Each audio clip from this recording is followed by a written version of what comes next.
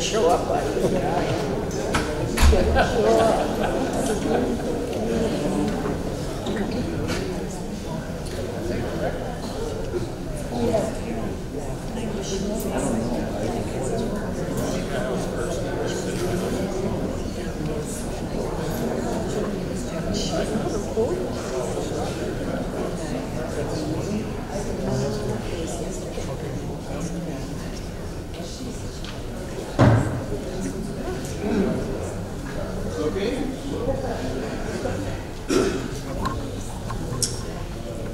Welcome back. Here we go. We have our school board members. I believe we have a 6-member board. Is that correct? And we are 3 up for election. 3 spots open for election. So today, what the first thing we're going to be doing, similar format to the last group, we will have 2 minutes for opening remarks from each candidate.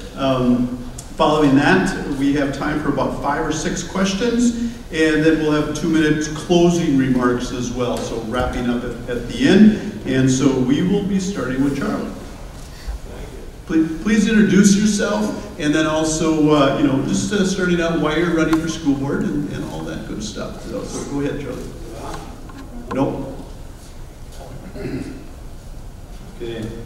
Thank you. Yeah, my name is Charles Blix, Charlie Blix to most of you.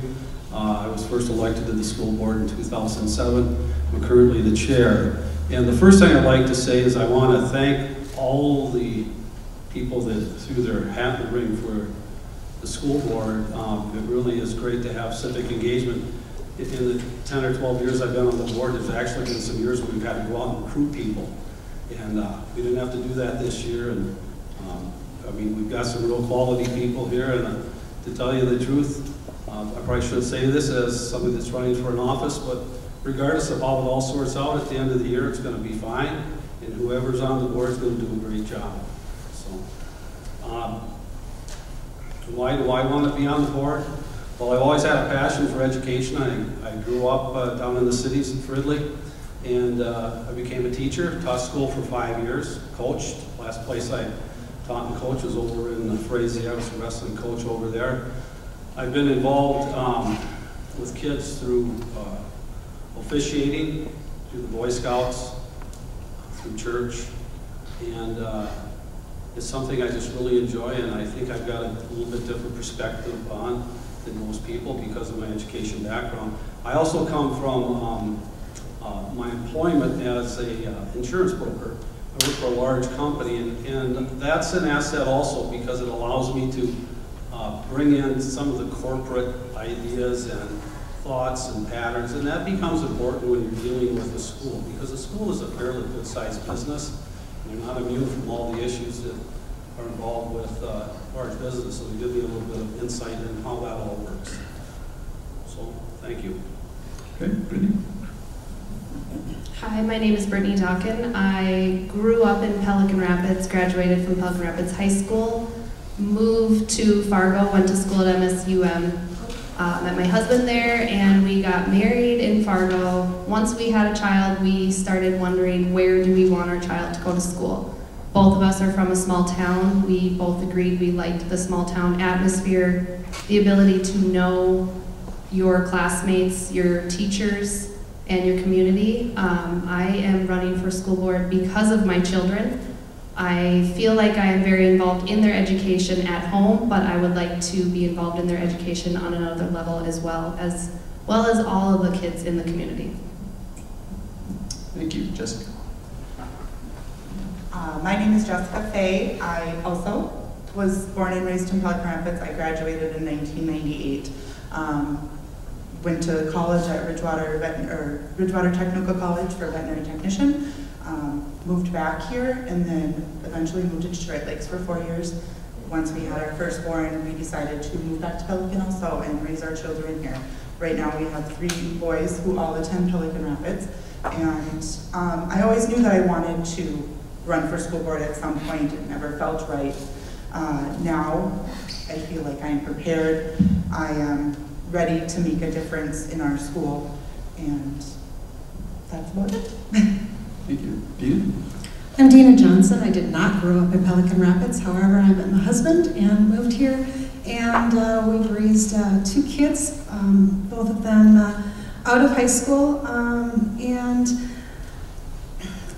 I've always had a passion for civic duty, being involved. And I've always been involved with my children's education. I believe that there's a lot of good things that Pelican Rapids has in their school district, and I just want to be a part of making all those things better. Greg? My name is Greg Larson. I have lived in Pelican Rapids since January of 2003. I am married. My wife's name is Jackie. We have 2 sons, Grady and Charlie. Grady's in the 4th grade, Charlie's in the 6th grade.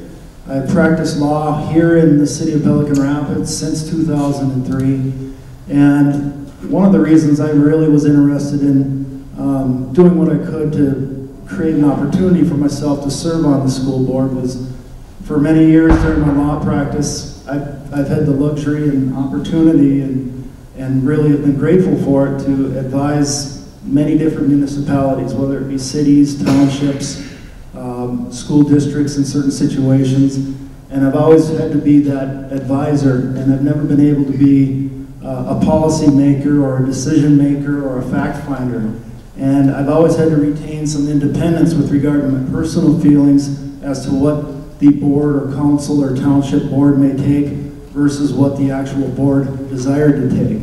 So by actually being a part of the board and not advising the board, it'll allow me to, reach that situation in my life to where I can be part of the policy making based on the, concerns of the residents of the school district here in Pelican Rapids. Thank you. And Brenda?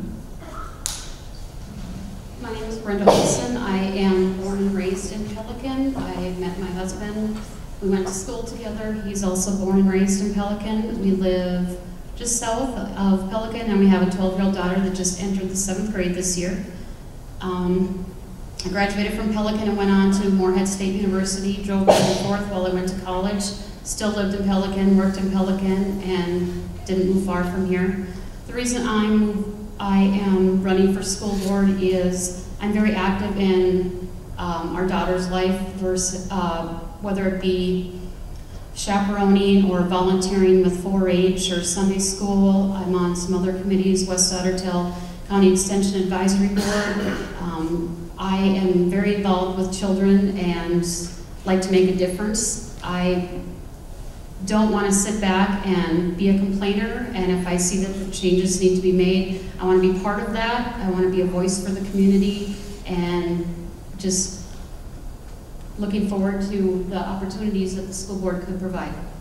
Okay, thank you for the opening statements here. So we'll start with some questions, and the first one, Brittany, you'll start out with this. What is the role of an effective school board member?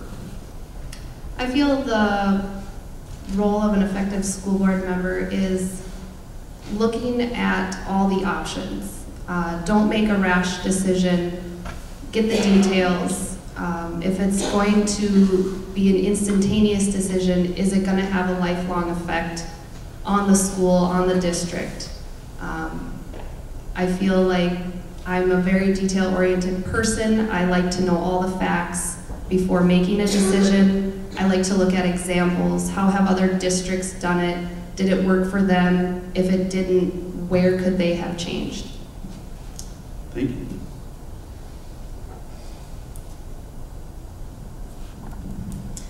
I also agree with Brittany. Another aspect of it is financial. Are we doing everything we can to squeeze everything that we can out of the money that we are provided?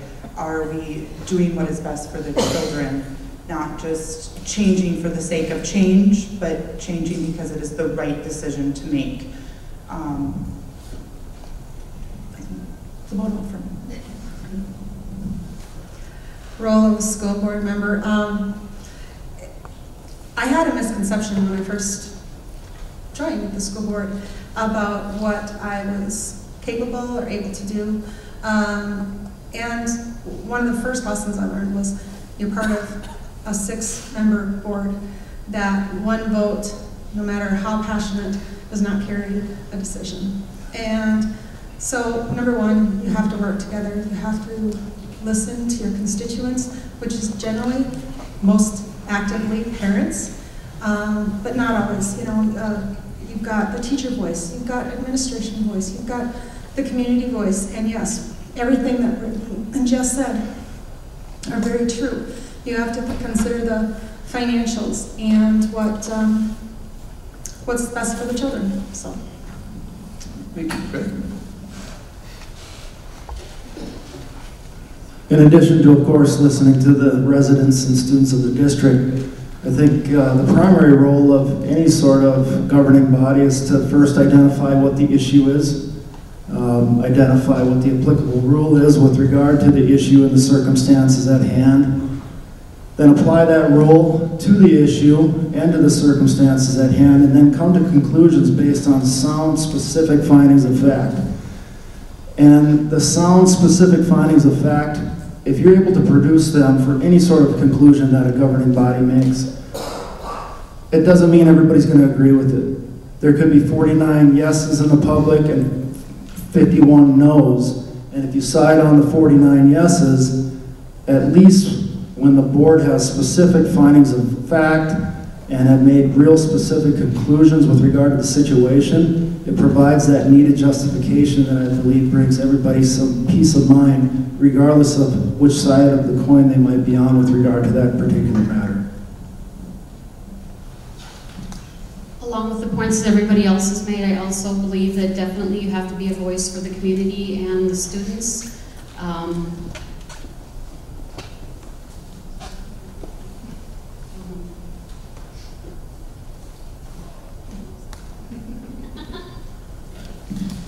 It's very important, I think, to try new things. Just because you try something out and you fail at it doesn't mean that it was a bad decision.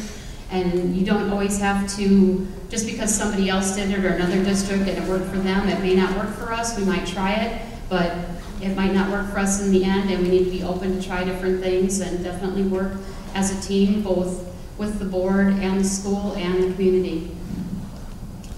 Charlie.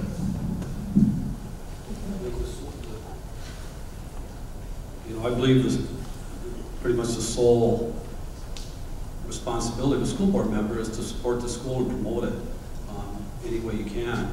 But the most valuable thing I found as a school board member is collaboration, just like Dina was saying. She's had some experience just like I have. It's a 6-member board, and everybody comes with their own ideas. And it's never supposed to be a debate, because in a debate there's winners and losers.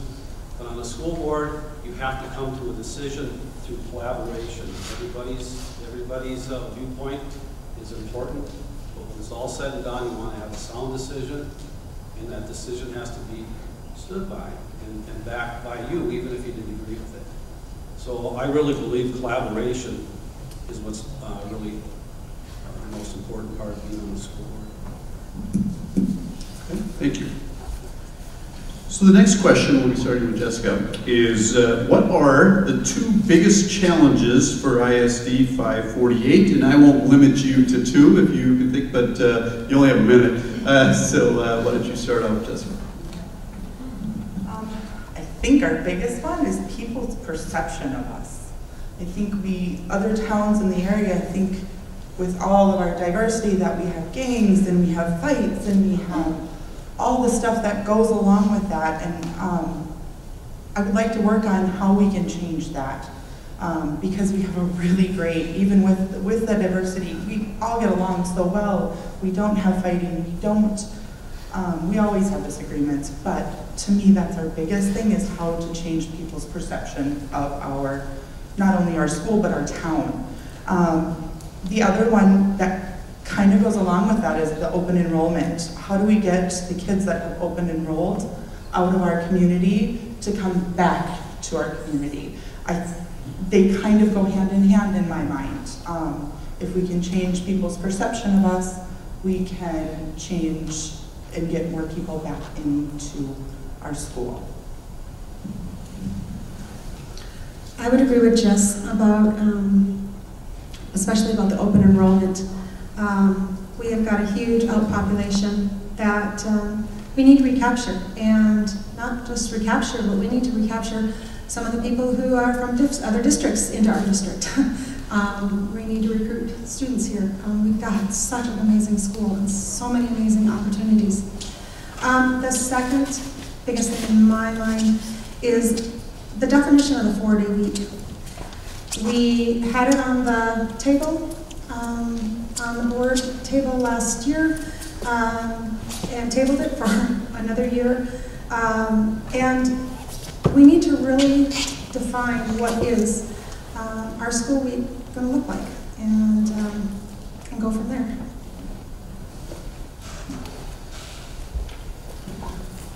I think the biggest challenge is just selling ourselves and selling our students on the fact that we got a great system.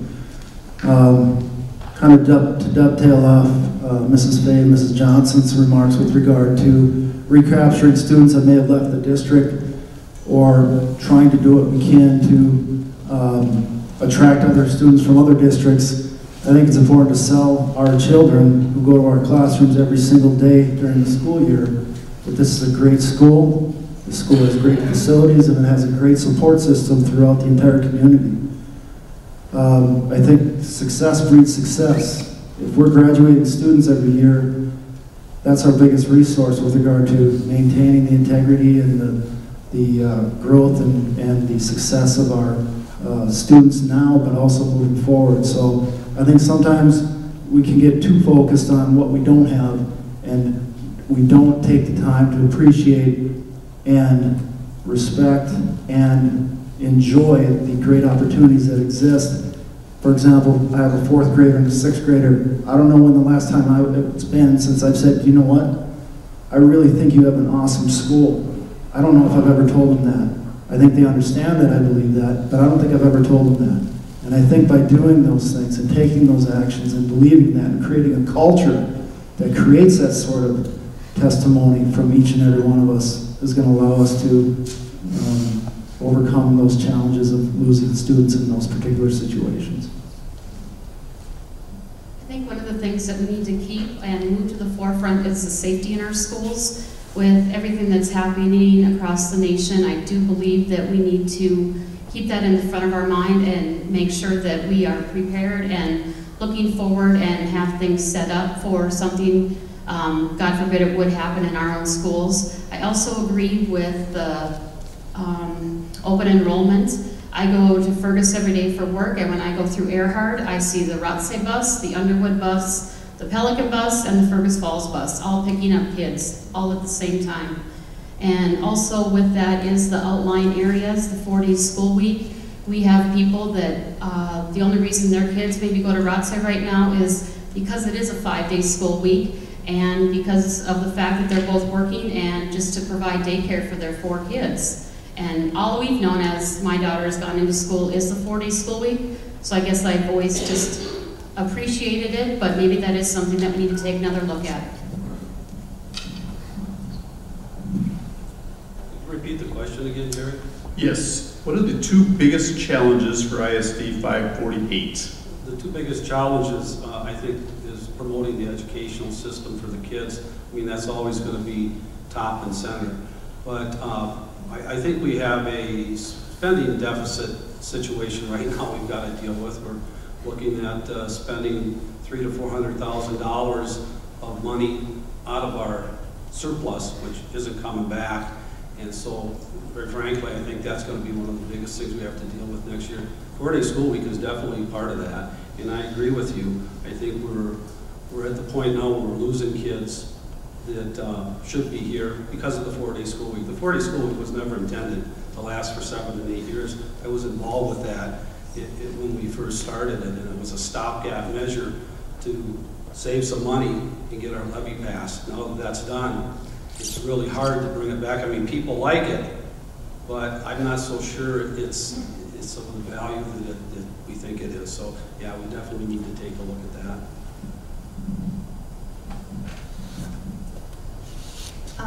So I'm really glad Charlie brought up the fact that our 4-day school week is a positive thing for our district, but it also can be a negative thing. I was actually talking with my husband about it today. One of the reasons I was scared to move here for my kids was, okay, did the 4-day school week mean that this school district was failing? I didn't know. And so I think we need to reevaluate that. I know it's a financial thing, so we need to reevaluate the financials. Is it feasible to go to 5 days? You know, our perception that Jesse mentioned too is huge about our town.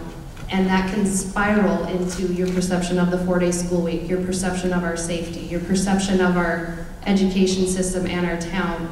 I've actually had people ask me, is it true that this happens when they were thinking about moving here and enrolling their child? And I've had to put them down and say, no, that is not true. This is what our school is actually like. Our perception is huge, and it's only gonna get worse if we don't step up and get it out there as a positive place. Thank you. Now we're asking to brag about yourself a little bit here on this one, okay? So why do you think you'll be an asset to the school board? So give some specifics about skills that you have. What are you going to bring to the table to be a positive influence on the school board? Yes, Dina.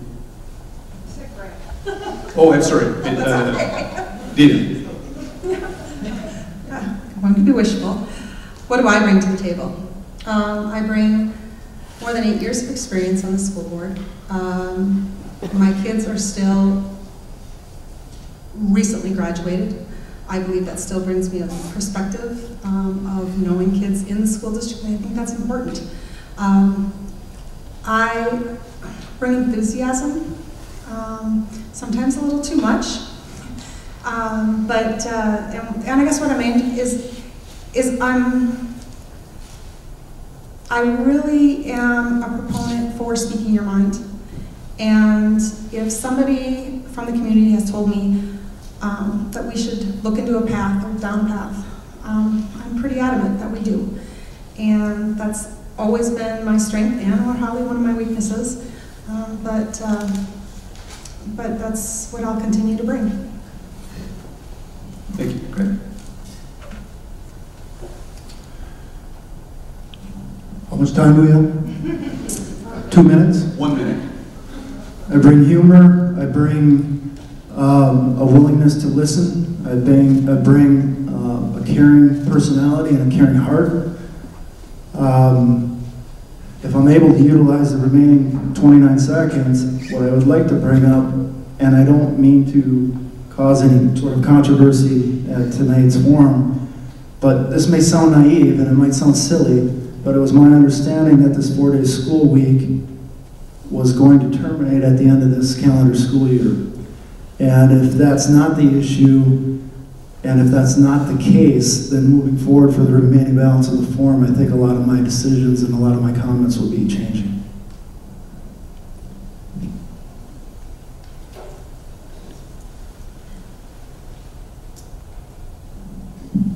I bring a passion for working with the youth and working with kids and being their biggest cheerleader. I will do whatever I can to help not only my daughter but other kids succeed.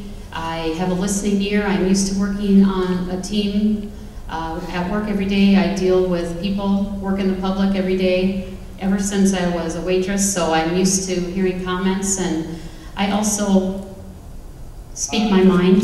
That can also be a bad thing at times, but if you got something to say, I feel that you have to say it, and don't be the person that sits in the back row and just complains about it to everybody else but doesn't do their part to make the change. Charlie? I really believe my experience is one of my biggest assets, at least at this point in my career on the school board. You know, a lot of the issues we have, they just run in a big circle. They just keep coming back, and we're kind of in a situation like that right now. Next year's going to be a watershed year for all the things we have to deal with, the finances, the 4-day school week, you know, education plan we're putting together.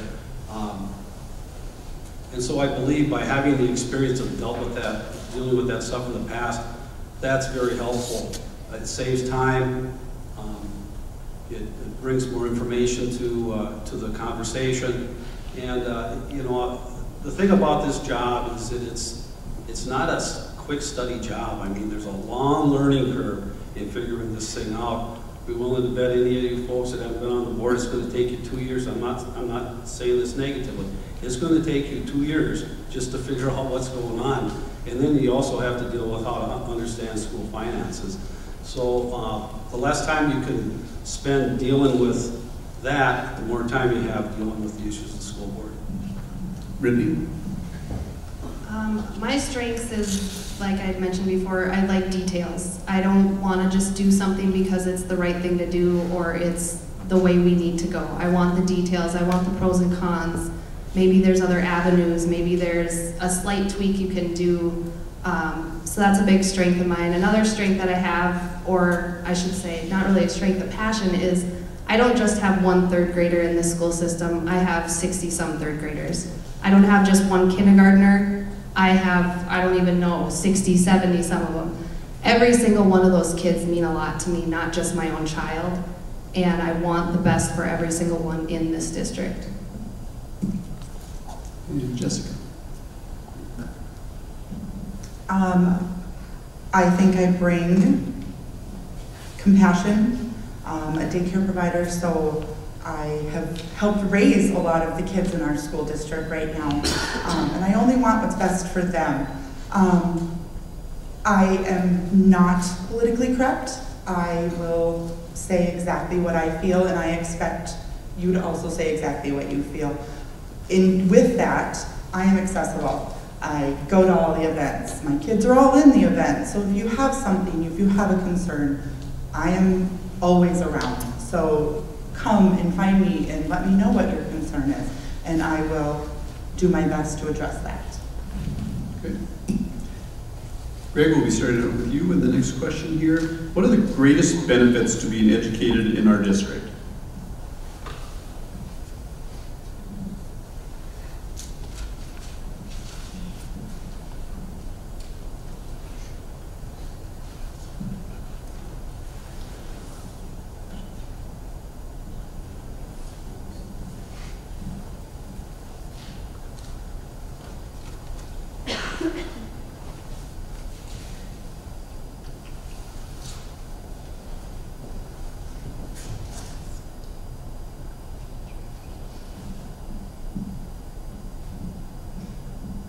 think my time will run out before I have an opportunity to reflect on any sort of response I'd like to provide for that.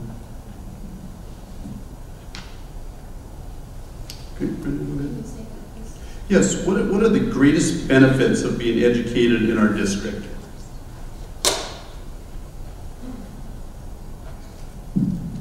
Probably one of the biggest benefits I see of being educated in our district is being such a diverse community. I feel that our kids come out of school just possibly being more well-rounded, more understanding of different cultures, and maybe more patient and kind with people, just because of the daily culture that we have in our school. I also feel like they come out with working hard and are prepared for contributing to the community. Charlie? You know, I travel all over the state. I see all kinds of communities. I think one of the biggest assets is the fact that it's Pelican Rapids, and the people of Pelican Rapids do just a fabulous job promoting their community and taking care of each other. The other thing is we've got a super staff. These teachers and the support staff, they've got something special here. And it shows up every day when kids come to school, and it's reflected in what happens when they leave. So, you know, you can probably tell I'm passionate about this. I really feel strongly that this is an excellent school system for those reasons, among other things, and the community is just really top-notch. Brittany? Yeah, I can't agree more with Charlie. Our teachers are so important. They are wonderful. Even the teachers I had growing up here, I never felt like I couldn't talk to one, ask for help, even if it was a personal matter, not just in the school. And I have been seeing that with my kids now. I'm so able to go to them if I have questions or concerns about my child at home or how they're doing in school. The other thing, you know, I think it started when we were in school, Jesse, but the diversity, it does make you a different person when you get out into the real world. I have met so many people throughout college and my work career, and their perception and their viewpoints are so much different than growing up here, where you see all the culture, the diversity, and I think those are the biggest benefits right now. And Jessica? Well, you guys all took my answers, so that wasn't very nice. I'll repeat them anyways. Diversity, huge in our area. It's the real world. You're not just dealing with one culture, you're dealing with 5 or 6 different cultures in our town, and it's amazing, and I love that about us. The teaching staff is just great. You always hear about people wanting to request certain teachers. We don't need to. They're all great. They're all there for you and willing to take the extra mile. I'm going to point to Mrs. Mooney. Sorry. It was mid-quarter last Friday, and she made a personal call about my 2 older ones and just letting me know how they're doing. I already knew, I checked their grades, but it's amazing that she cares enough about the students in this town that she would take time out of her day to contact me and let me know how everything was going. It takes a village to raise our children, and I love our village. It's amazing. Well, yes, I guess I piggyback on a lot of that. We have an amazing and just real world here in Pelican Rapids with everything, with the diversity, with the small town community. I mean, I could never imagine raising my kids anywhere else. One of the other things, the only thing that I thought of other than those things was the 7 habits. People, sometimes those get a bad rap actually, because it's just kind of it's a catch thing, and it's not. I see these kids beginning with the end in mind is one of them. And my daughter yesterday in college called me up and said, Mom, I want to know what that end is so I can make the steps to get there. Wow. And she only had 6 years of the 7 habits. So I think that's another aspect, another good positive. Thank you. So this next question, which is going to be starting with Brenda, you are now a school board member, so you're in that role, and someone in the district, a citizen of the district, has a question or concern. What is the best way to address that issue? And also a side question here is how available are you willing to be? So what we're asking you are now a school board member, and someone comes to you with a question, how do you plan on addressing that? And then also your availability for these types of questions. So Brenda. I am involved in the community. I am out and about like Jesse. I am out at the events, even though my daughter's only in 7th grade. I'm out and about. My name, my number would be visible. I would be willing to speak to people at any time. Being part of the board, I can't speak for the school or for the board, so I would definitely listen to the person's concern, and I would write it down and bring it to the next meeting so that we can discuss it and come together as a group. And if it's an answer that we can come up with at that point, I would get back to the person, and if not, we would have to work.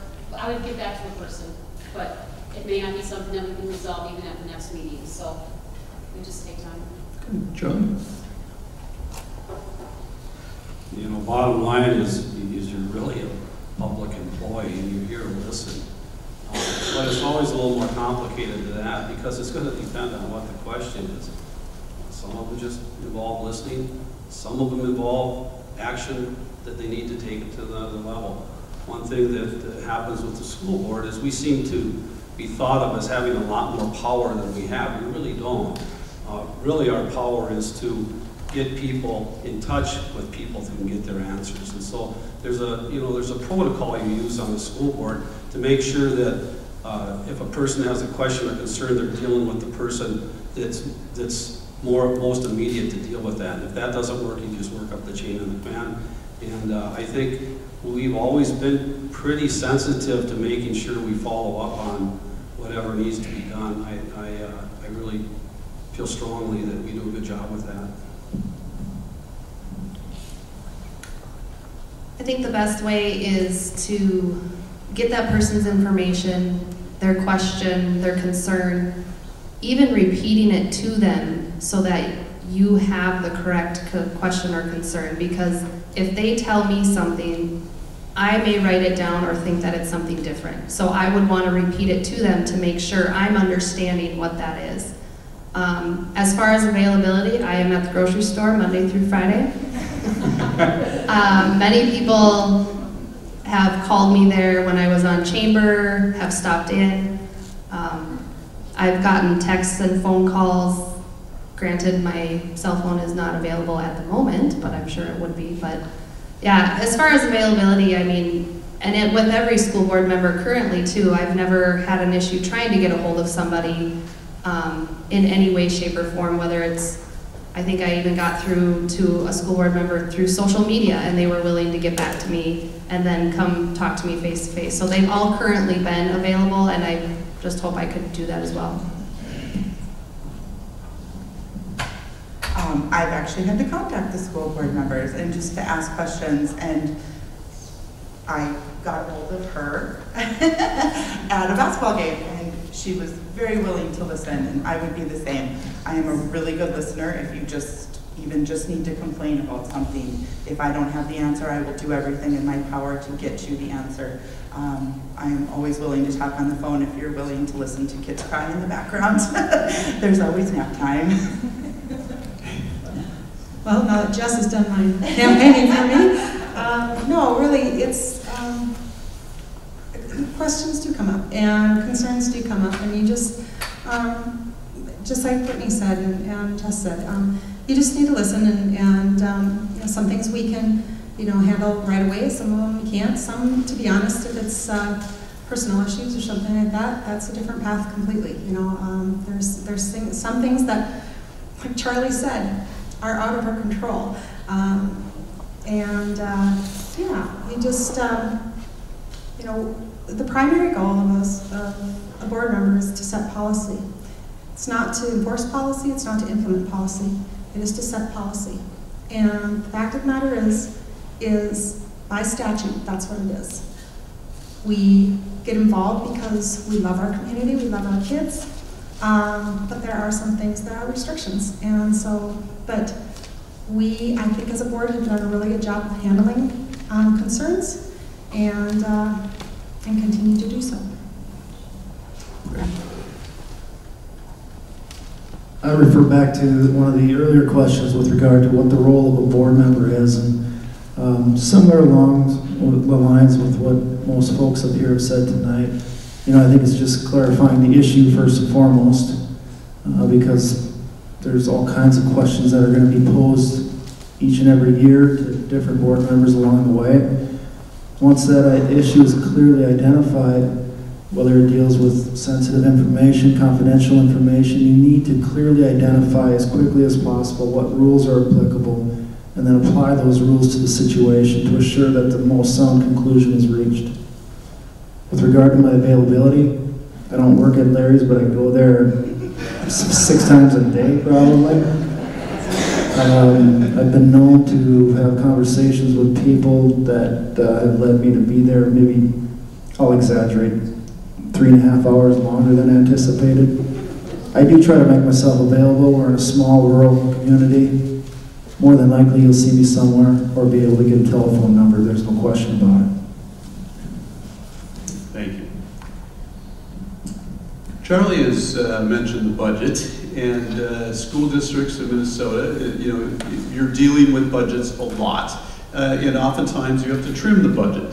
What would be your process, and what's your priorities to remain in the budget, and how would you determine what things that you would take out of the budget? And we're right back to Charlie on that one.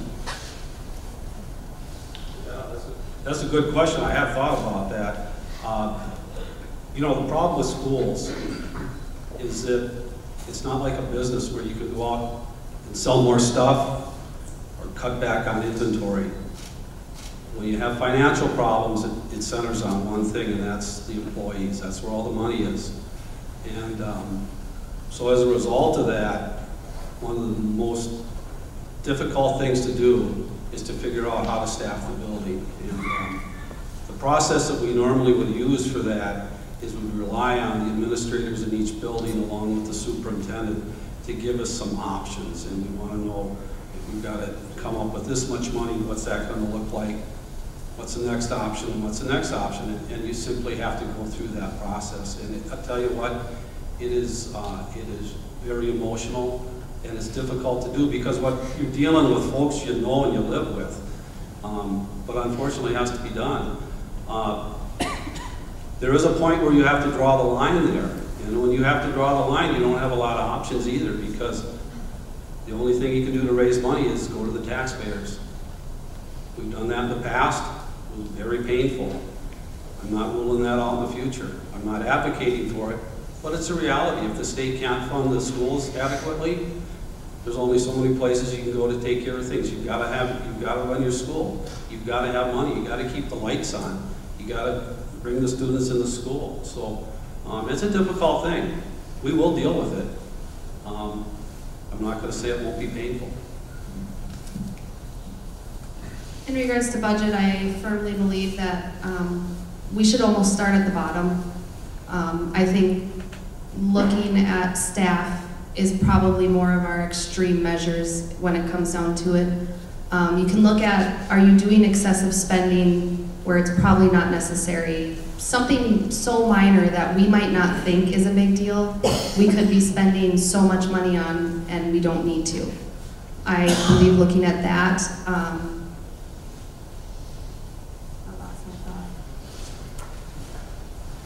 We're really looking for your priorities that you want to keep into that budget. What would be your priorities? I want to keep our staff. That is the last thing I would ever want to have to get rid of, because that hurts our kids. Cutting, I see even with 3rd grade now, they have 3rd grade on up is 3 3 individual teachers. My child had 4 sections from kindergarten to 2nd grade. It hasn't hurt him yet. I don't know if it will in the future, but then going down the line to those younger kids, getting that face-to-face with that teacher is very important.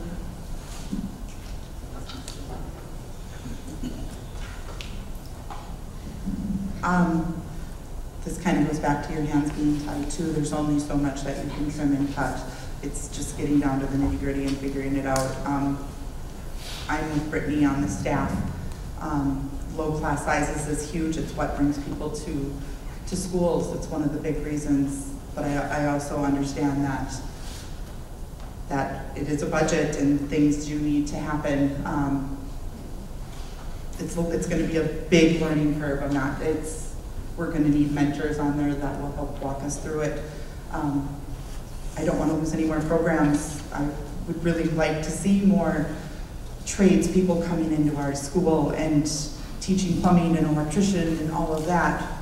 But is that financially feasible? It's something that you have to look at. Could you repeat the question one more time? Yes.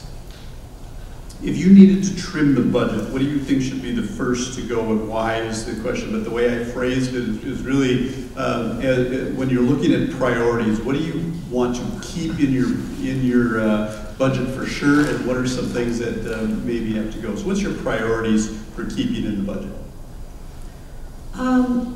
My number 1 priority is to keep class sizes small. About 6 years ago, we really made a very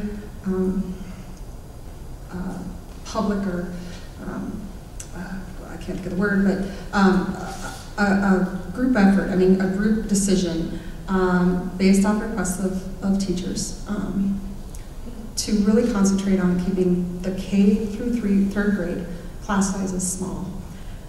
Because of the standards we've got passed down from federal and state, that is our performance is tied to that, and the only way we can get the 3rd graders to be reading at 3rd grade level is to keep those class sizes small. So my number 1 priority would be to keep as many teachers as possible, to keep the programming, and to recruit more kids, because that's where our dollars come from. Great. I think it would be short-sighted for me to hand-pick something that would be considered a low priority item. Of course, I agree with the other folks up here with regard to maintaining the appropriate staff-to-student ratios. I'd certainly encourage funding to explore options in any capacity whatsoever to increase and integrate opportunities for physical activity into regular classrooms. I know there have been programs incorporated into certain classrooms as we speak, and also just the general nutrition requirements that should not just be met, but should at some point be attempted to be exceeded with regard to the food that we're feeding our children on a regular basis. We live on food. Food is important. And if there's any shot whatsoever to increase any sort of allocation within the budget to support programs or possibilities that allow our children the healthiest foods possible, to me that's one of the priorities moving forward, not only for students but for our culture in general, for our society in general. I agree with pretty much everything everyone else has said here. I also believe that the teachers are our greatest asset, and we need to keep those high on the list as far as when we look at budget cuts that need to be made. I also feel that we should try to look into other ways of funding. Is there other grants out there? Is there other sources that we can possibly bring in to help subsidize some of the programs that we have currently, and just feel that we're going to have to work together as a team to decide at that point what the main thing is and where we're going to have to make cuts when that comes. Okay, so we are at our summary question, our last question, and as the previous groups have gone, is basically why should we elect you as a school board member? But please take this opportunity to, what are some of your hopes and dreams for, and your passion and your vision for the district as well? So Brittany, we're starting with you. You have 2 minutes to finish up here. One thing that I think is my greatest asset, or why you should vote for me, I have a truly vested interest in this district, not only being born and raised in this district, but with my kids. I want my children to have the type of education I had here in Pelican. And I feel like I had so many opportunities, variety, options, to take college courses once I got to that upper level. And yeah, I don't completely know if that's still available, but I would like my children to have that option if we could get it down to it.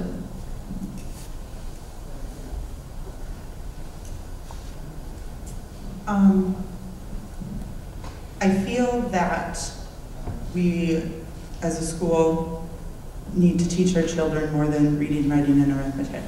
We're teaching them respect. We're teaching them how to communicate in the real world. We are teaching them social skills. I want to contribute to that. I want to help the people, or the children in Pelican, to learn those skills and to be provided the best chance they have at success in this world. My big thing right now is, I'm just going off talking to tradesmen about they can't find people to work. All they have, everybody wants a desk job now. Well, pretty soon there's not going to be plumbers. There's not going to be electricians. My husband works at a company and they can never find a landscaper to go work. So I would like to see more of that included in our curriculum.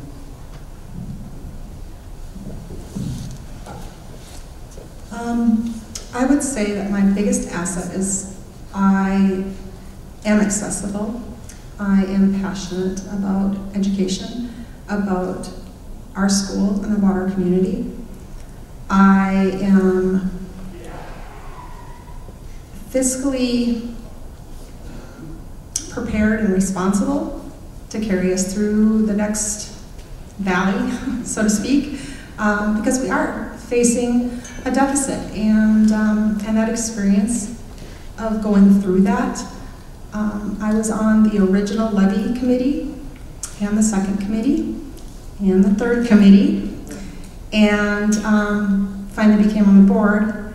And at that point, becoming fiscally or financially more sound was a big relief. And I want to make this next valley as quick as possible, but as painless as possible, because we can't afford to cut, because we just can't. Our children's education is way too important to look at the cuts that could be on the table. So we need to look at alternatives and think outside the box, and because it's just yeah, it's what we've got is our future in our hands, and so that's it.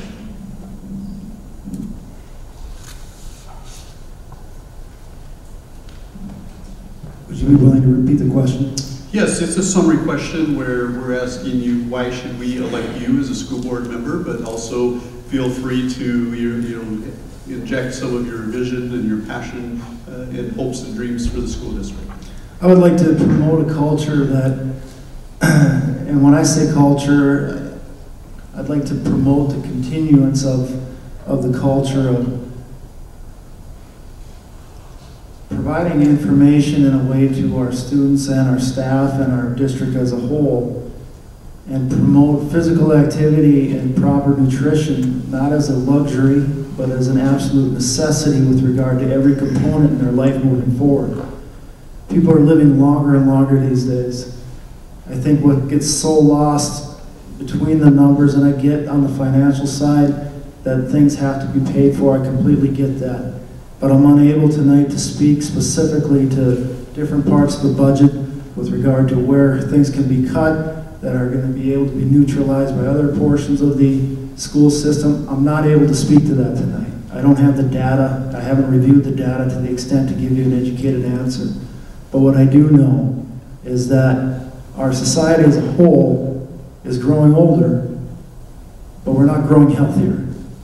And what I don't want to get lost in the shuffle moving forward, and I'd like the independent school district of 548 to be on the forefront, is promoting the best culture we possibly can to promote that public health, a child's health, a parent's health, a family member's health, and proper nutrition are absolute necessities and should be considered as such and not be considered luxuries that certain people are allowed to enjoy and others are not.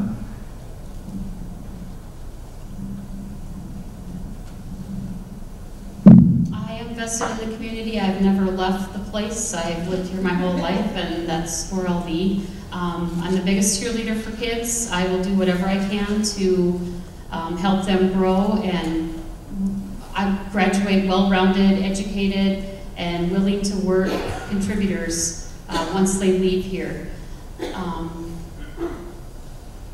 I'm willing and able and available to do whatever's needed to make changes that need to be made and do the legwork and the hard work to work on the budget and make things as smooth as possible. And I'm a cheerleader for the kids, and that's it.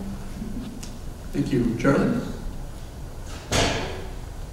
You know what I want is for every kid to wake up in the morning and want to come to this school district. And when they get here, feel like they fit in and they can be successful. I want them to have a good education that not only teaches them the ABCs and the math, but the well-rounded things they need to be successful in their life. I want every child to graduate from this school with the tools they need to have to be successful adults. You know, I've lived in this district for 35 years. I have 3 kids that graduated from this school. Like I told my wife, we've lived here so long, we're almost locals. Not quite. But, you know, we've had a lot of successes in the school districts over the 10 years I've been here. We've dealt with a lot of things, bus accident, 3-4 levies, we've raised money, we built onto the school. You know, we've had successful programs, great graduation rates. You know, that's what I'm here for. I bring that passion, and I'll continue to do that. You folks know me. I've been involved with the Boy Scouts, Trinity Lutheran Church, been on the school board, volunteer coach. I'm going to be part of the community, whatever happens, and I appreciate giving back. Thank you. Round of applause for the school board candidates. Thank you so much for sharing your passion for the Pelican Rapids School District.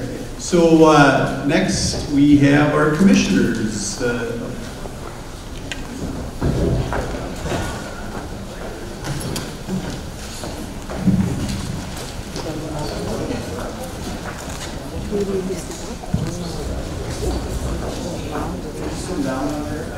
All right.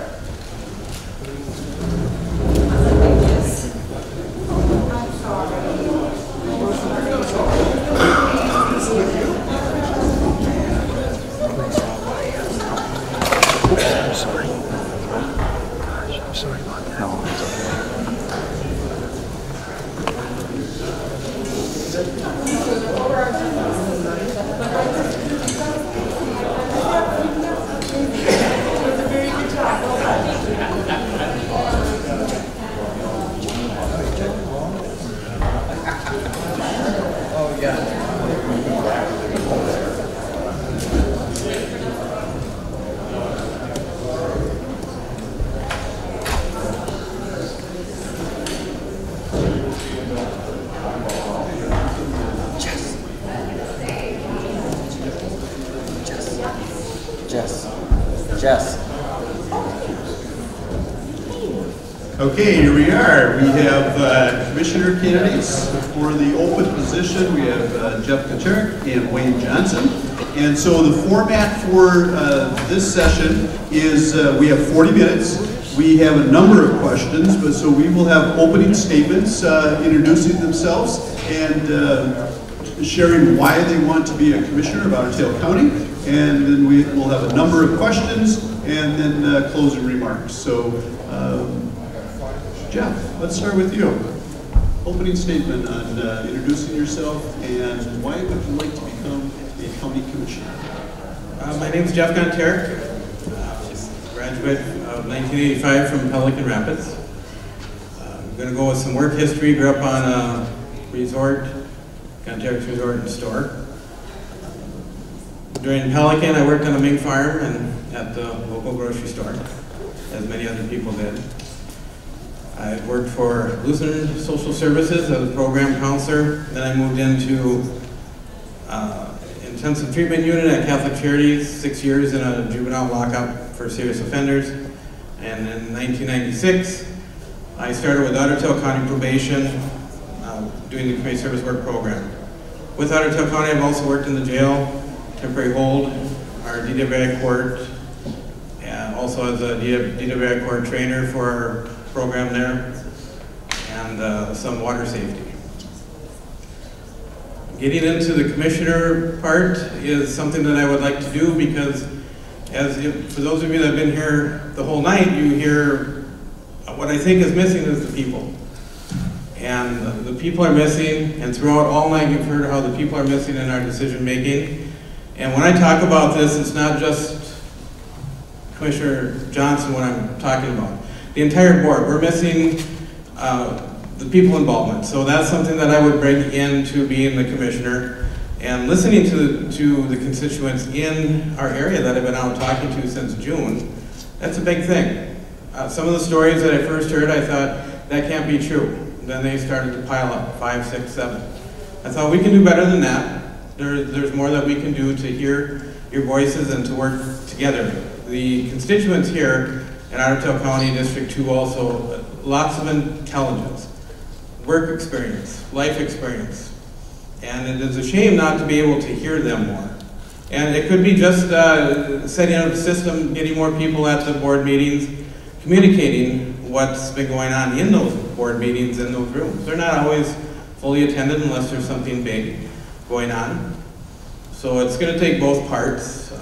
One of us is not the answer to fix the entire county. Certainly need to hear your ideas and your thoughts. And sometimes it's just basic common sense. We go back to that and say, why are we not doing this? It makes perfect sense. Okay, thank you. Wayne? As probably many of you know, born and raised here in Pelican Rapids, went to school here, raised on a dairy farm just north of town.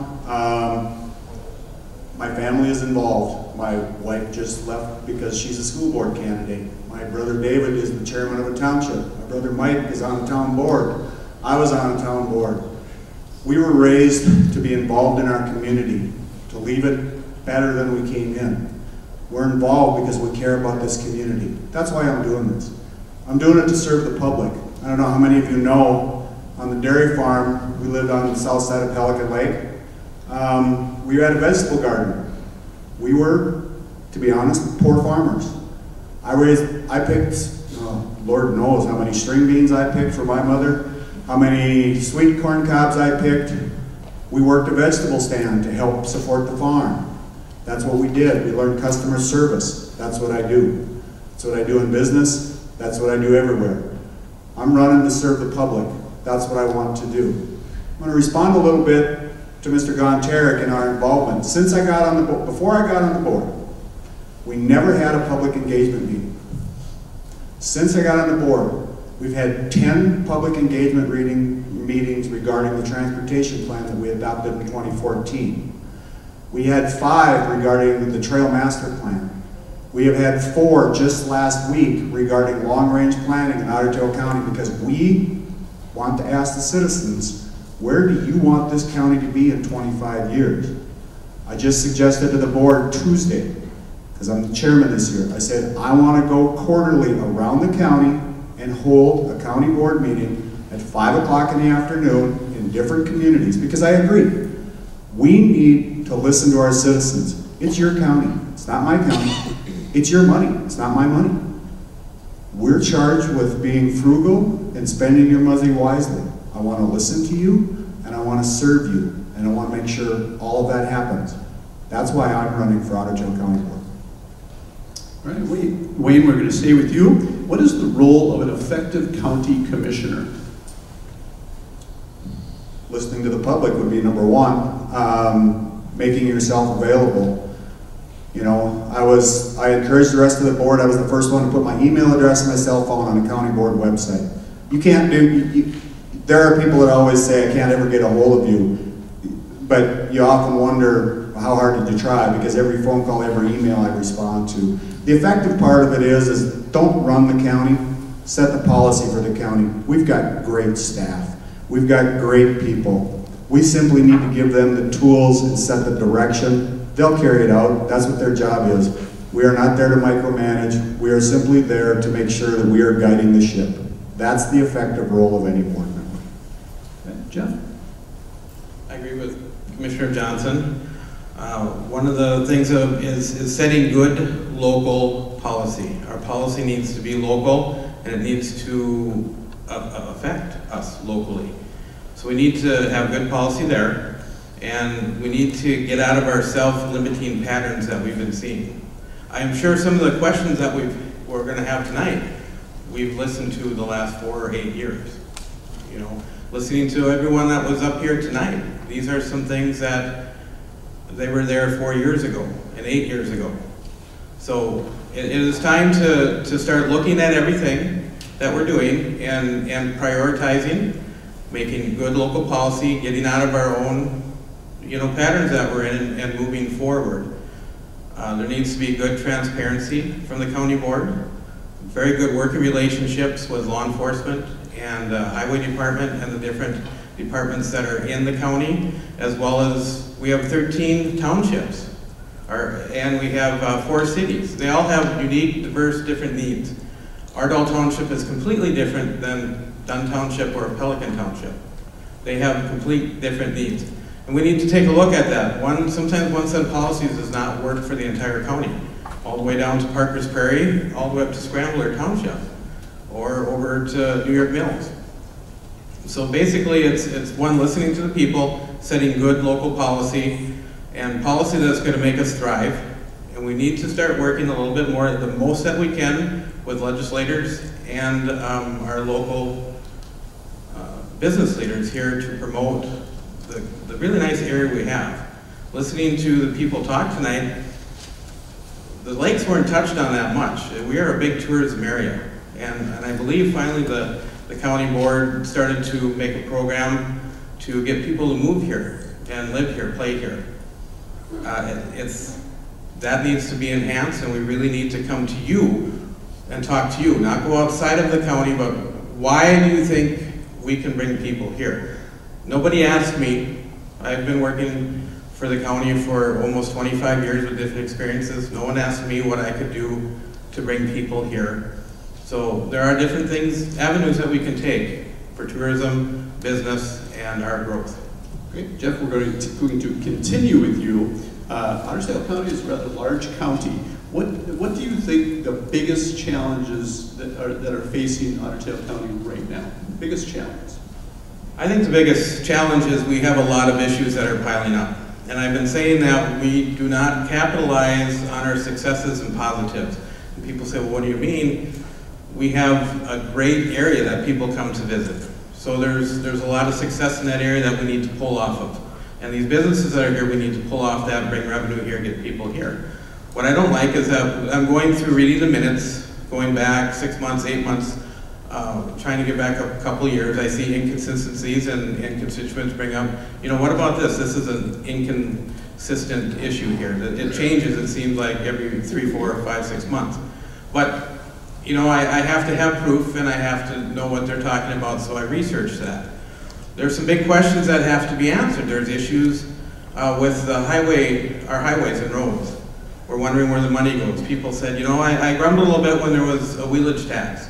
But you know what? It's okay. It's going to affect me. I'll pay the extra 20 bucks. We have 14 cars. We'll pay it. But now where's the money going? Where's the checkbook? Can we see the checkbook? Can we see what the plan is with that money? So again, it's the communication. It's the open communication. And there's a lot of things that have popped up that people are talking about. The fees, lakeshore rules, the health of the lakes. And the board is moving. There are some things on that. Thank you. We have lots more questions. You'll be able to get that fitted. Okay, so Wade, biggest challenges for Otter Tail County? Actually, right now, the biggest challenge in Otter Tail County, from my perspective, is it's a three-legged stool. It's housing, childcare, and workforce.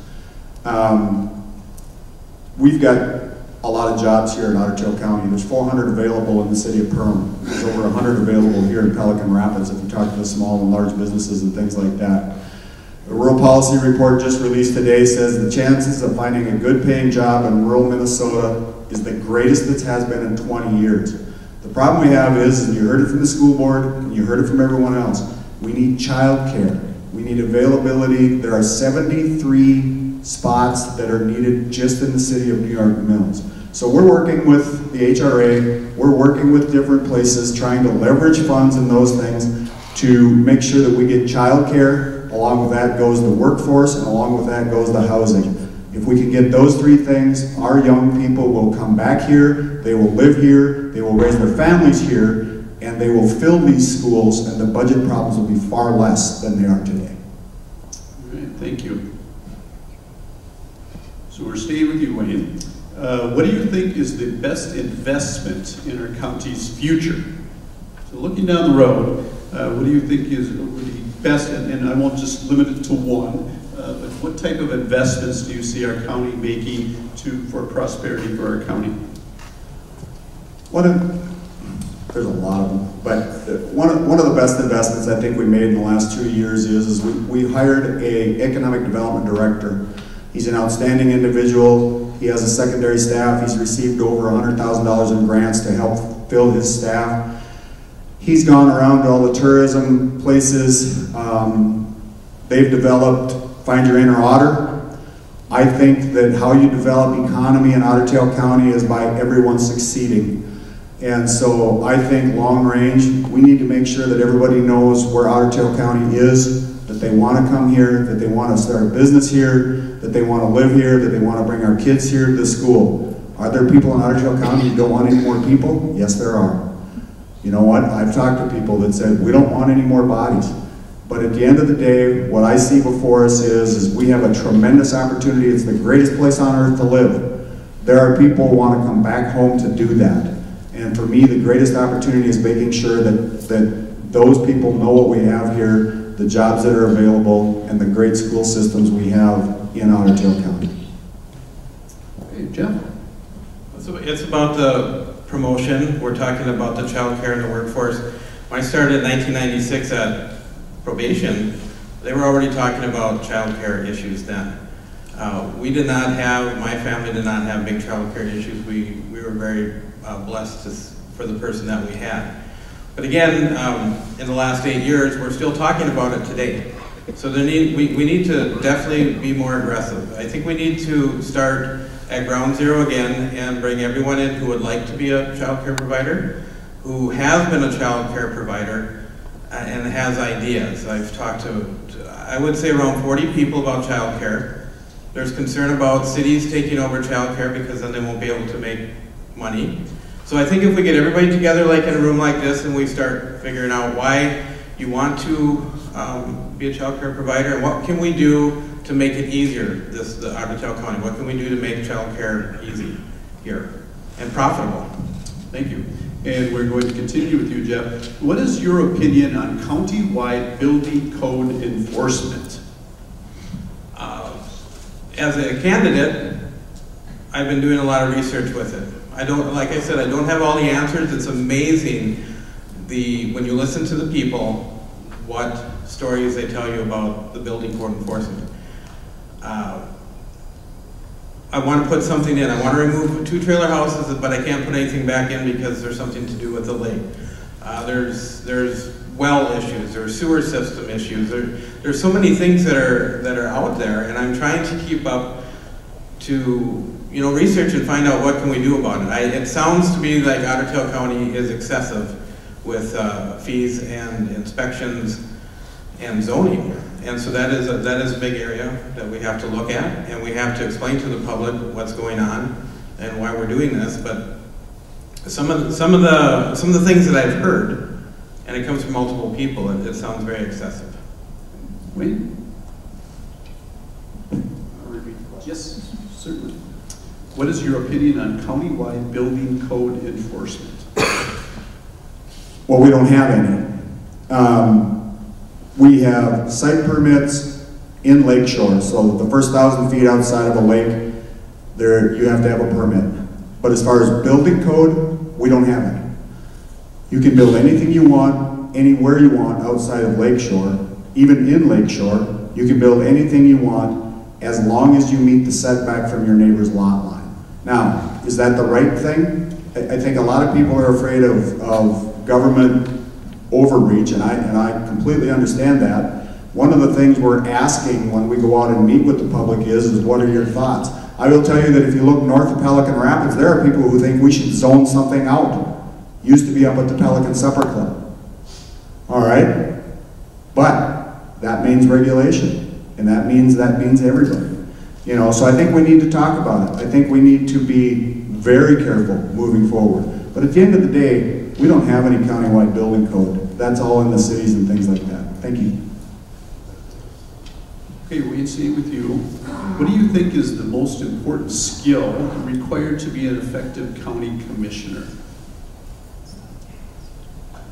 I think listening is important. I think hearing what people say and not necessarily assuming what they say, that's important. I think working things out when you disagree. If you look at our minutes, and I'll respond to a little bit of that, if you look at our minutes, we have a lot of 5-0 votes. Mainly because the structure of our board is we hash things out in committee. Trust me, we have some really lively committee meetings. We have some really lively discussions. We come to our consensus and we come to our conclusions, and then we move forward. The other thing to me that's incredibly important to being any board member is you support the board of the decision. Once the board makes a decision, that's the decision, and you never circle around, and you never want to undermine that decision, because at the end of the day, that was a majority vote, and as a good member of any board, you have to support the decision of the board. Supporting the final decision is very important. One of the things that you need to do is not alienate your constituents. You need to be able to listen to them, discuss things with them calmly and appropriately, and some of the issues that come up, they may not want to hear that you support it, but you have to articulate and let them know, this is why I believe that we're doing this, and this is what I think what it will do for our community. And being able to pull and work together with multiple groups of people. You have to be able to work with people that are in the cities, in our towns, the townships, if they come to you. There's a different, diverse group of people that you need to be able to work with and listen to. And you got to be able to work with a lot of these smaller groups that use our area. You have fishing groups that use our area. They're willing to put bathrooms at the public access, help with stocking of your private lake association lakes. We can't annihilate anybody. We need to be able to work with everyone and listen to what they have to say to help progress in our county. Okay, Jeff, what is the most, if elected a county commissioner, what is the most significant issue that you expect to deal with during your term? What do you anticipate dealing with right away? Meeting with people in the county, what I thought was going to be big issues, they're not big issues. So I started listening to what people are saying. There's this T21 that recently came up. We've discussed it on another debate. Since that debate, I've been talking to people. It's amazing how many 18, 19, and 20-year-olds are fine with that ordinance. I thought that was going to be a big issue. I think our biggest issues are going to be lake health and how we use our waters. And I think our highways are going to be an issue. Constituents are talking about staffing, just what's going on in the courthouse, what's going on at the Government Service Center, out at the Highway Department, where's the money going? Those types of issues are going to be needing to be addressed, or to communicate to people that this is what we're doing, this is what is spent, this is where we're moving forward. We really need to take a look at the future, start planning. We know we're going to have an opioid crisis coming. We need to talk to people, law enforcement, human services, to what can we do before it really hits us hard. Want to repeat that, Jerry? I will. What is the most significant issue that you expect to deal with during your term?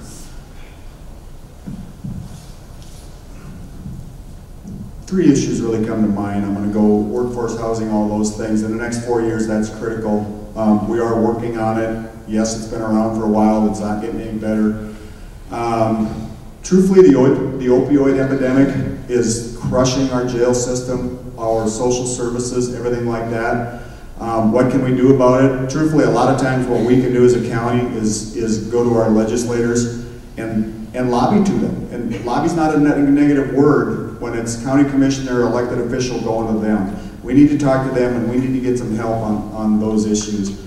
Those are two of the biggest ones. Long-range planning is another huge issue. We've just met in 4 quadrants of the county. We're going to do it again here in 6 months, laying out a long-range plan for Otter Tail County.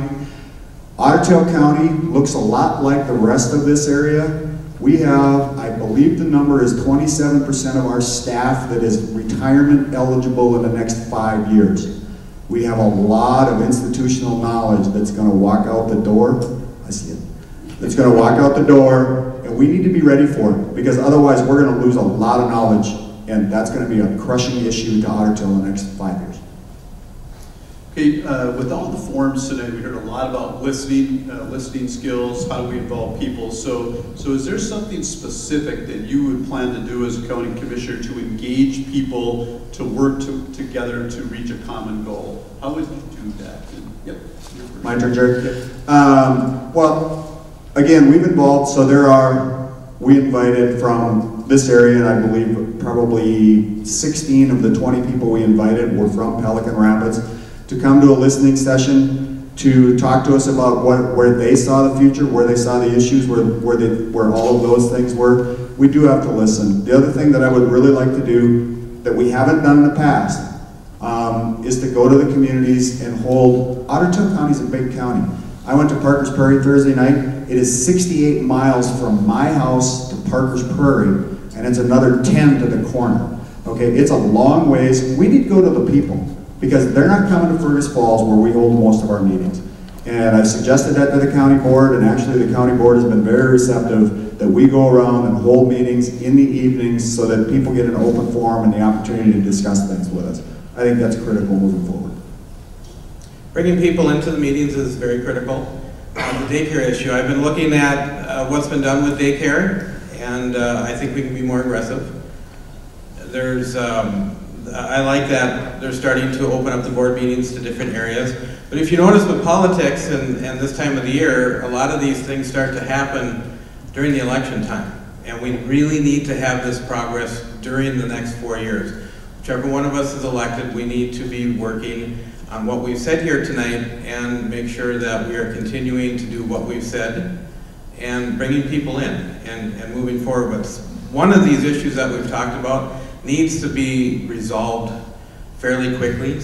Meaning any of them, we need to pick one out and we have to work at getting it resolved, and it can't be another campaign issue 4 years from now. We have to make sure that we're bringing in business owners, lake associations, people that have an interest in Otter Tail County, even tourism. People from Fargo, I hear a lot, well, Fargo comes down here, they don't buy here. Well, let's bring them down to the board meeting and find out, what can we do differently? Can we even change that pattern where you buy everything in Fargo Moorhead area and then you come down and spend the weekend and leave? Okay, Jeff, we're still with you. What are the best reasons to live in Otter Tail County? There are so many good reasons here. We have the entertainment, such as the lakes. We have the community, the farming. We have great schools, all the way from Parker's Prairie, Henning, the Perham and New York Mills, Pelican Rapids. And then you even have the Rothsay off to the side. We have just so many opportunities to create a business. Like I said, we don't capitalize on our successes and our positives. You have Highway 59 comes right through Pelican. I heard one person talk about Highway 59. The amount of traffic that comes through Highway 59 and then out through 108 is phenomenal. And so somehow we have to find ways to get Pelican Rapids back on the map. I've talked to about a dozen people that said they drive from Fargo down to Perham and they shop all day and then they go to Zorba's. Well, we have a downtown here too, and they could shop and go out to Zorba's. We also have a nice gas station in Elizabeth, and you have Eatery and Earhart. Those are really small communities that are still working. The greatest thing about Otter Tail County is the diversity. And I don't mean just the diversity of our school system. We even have Fergus Falls school system, and that's okay too. But the diversity of everything. We have diversity of agriculture. We're the 7th largest producer of animal, of turkey, hog, cattle, sheep. I think it's the 11th largest producer of grain in the state of Minnesota as far as per county. We have 1,047 lakes. We have farmland. We have woods. We have 2 state parks. We have so much diversity. We have cultural diversity. The greatest part is you can do everything here, or you can do anything here. That's the message we really need to get people to see and to hear and to come back to. I've talked to so many people that they want their kids to come back home. Once their kids come back home, they never want to leave. If you know Wayne Woolover, just south of town, just east of Earhart, his daughter Katie came home. And she came home for one reason. She loved it here, and she told her husband, we are not leaving here. This is the place where I want to raise our children. That's what we got.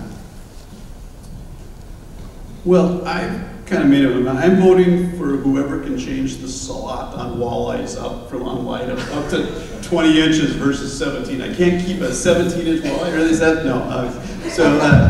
Sorry, a little humor in here. Okay. We haven't talked a lot, as you say, there has been comments made on water quality. Not sure you want to bring the whole musky thing in here and everything, but Otter Tail County, you think of lakes and tourism and everything. So what are we doing to promote the health of our lakes, fishing, the tourism? How is Otter Tail really diving in deep to help us in that capacity? And we are going to go, sure, let's go with you. Well, again, Economic Development Director, we've teamed up with Otter Tail Lakes Country Tourism, and we are promoting Otter Tail County for those recreational opportunities. And people may not like the regulations that we have on the lake regarding septic systems, regarding impervious surface, regarding all those things, and they don't like it because they don't want to have to deal with it, but they all want to look at it and say, well, I'm not doing that, it's the other guy. At the end of the day, Otter Tail County's #1 job is to protect the resource that makes Otter Tail County what it is.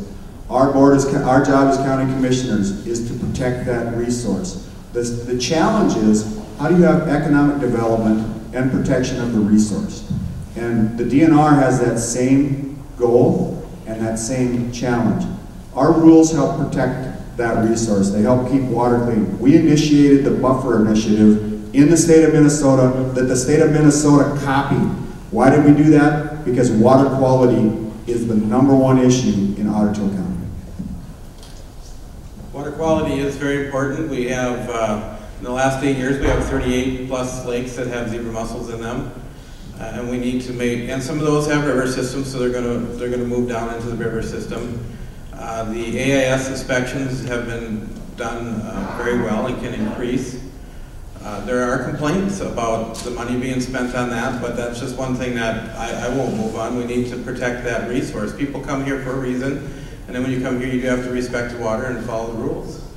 And one of the things with the AIS inspection is there's some programs in the schools, but then you have to take that out into the field. You need to have an access rodeo where you go to the lake, and you have fishing groups, you have the DNR, law enforcement, water patrol, the sheriff, and you set up stations. You set up how do you clean your boat? How do you collect zebra mussels? But it is a huge protection. If you want people to come here, we need to protect the waters, and we need to promote businesses, and that's what we need to do to get the people here. They come here anyway, so let's capitalize on that success. So we're at the end of our questions here. The end is, comes into play as a summary question. Why should we vote for you as a county commissioner? So please take the opportunity to summarize your credentials and assets, but also then some vision for the county and what you'd like to see happening as you would take office. So Jeff, we'll start with you. I'll be active in the communities. If elected, I will be there. The things that I've said, I'll be attempting to implement and educate and push some of those through. It needs to be a little bit more aggressive the way that we're dealing with things. We don't want to be here in 4 years talking about the same issues. We want some improvement, a lot of improvement on many of these issues. So listening, and I'll bring a different aspect to the way I do things. The way that I ran my program for the probation office, community service work program, the only one that does that, it's about communication. Communication is huge. A lot of problems that we have, we could solve with communications. Because what happens is we're not communicating, we're not listening, then the bigger it gets bigger, we don't listen. And we all know that we just have to be involved in what we're doing, including the commissioners. We need to be actively involved, and we have to explain why we're doing things. There's a lot of things that I see working within the county. I see how money is spent, and it says, well, I would certainly have done it differently that way. And when I'm in the county at the position I'm at, I can't advocate for that change. This position here, being an Otter Tail County Commissioner, I'm able to bring the ideas of myself and the people to move the county forward. Thank you. Woody? I want to continue what we began. I'm going to respond to a few things that I agree with my opponent with. We don't do a good job of communicating what we've done and what the positives we've done. The wheelage tax, for instance, we overlaid and paved Highway 84 down by New York Mills. Didn't affect Pelican Rapids, didn't affect my district, but it was the one on the list that needed to be done. Spent $1.16 million of your money. But we're using that money and we're using it wisely. But we don't do a very good job of telling you that. And so that's one of the things that we need to do. And we do need to continue to listen. But we need to finish what we started. We've got broadband issues. Pelican Rapids is fortunate. Arvig has come to the table and said they're gonna put fiber to the door to every one of your communities. You get down, actually down by Tonseth Lake, you get down in those areas, those places aren't even thinking about it. Broadband's huge. People buy homes and not buy homes because of it. We've got a lot of things we're working on. My favorite comment comes about why hasn't that happened yet? Sometimes turning government is like turning a Queen Mary, not like turning the speedboat. It takes time, it takes effort, and it takes consistent pressure. And that's how you get change done. You don't do it overnight when you're in county government. You don't do it overnight on the school board. Trust me, I know. So with that, I want to work for you. I want to keep the pressure on, and I want to continue moving Otter Tail County forward. It's the greatest county in Minnesota. Probably one of the greatest counties in the United States. With that, I ask for your vote. All right, thank you. Round of applause for our city secretary. Thank you very much.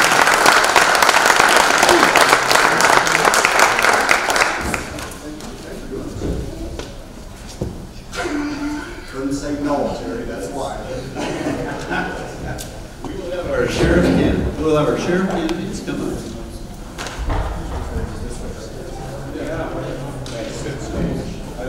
I'll listen to that. Sometimes I won't follow directions.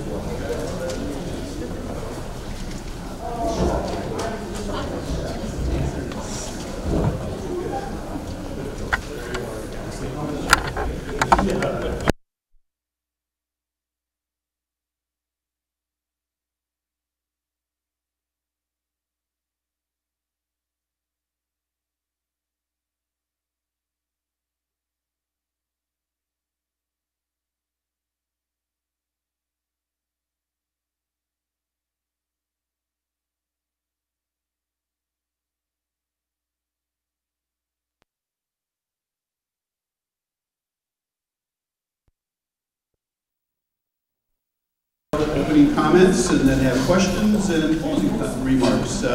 So we're going to start out with Kyle, and just your opening comments, basically introducing yourself and why you were running for county sheriff. So we'll start with Kyle. Well, thanks for hosting this debate tonight. Had a lot of great discussion up here already. Kyle Berggren, been in law enforcement 25 years. Currently the chief of police in Fergus Falls. Spent 19 of my 25 years career in Fergus. Worked as a police officer for the city of St. Paul. And prior to that, I was a special agent with the Secret Service. Reason I want to be sheriff. You know, the one thing I've noticed in the last few years is really things are starting to change around the area. We've seen an increase in some pretty significant events, not just in Fergus Falls, but you know, here in Pelican Rapids, up in Perham, pretty much every corner of the county. We've also seen a lot of services disappear. Makes our job far more challenging. And I just think it's time that we change the way that we police in our county. We need to be more proactive in our approach. And you know, I think we just need someone that genuinely cares about our communities and is willing to tackle some of these major issues. So that's my main reason for running for sheriff. All right. Can you hear me? Okay. I'm very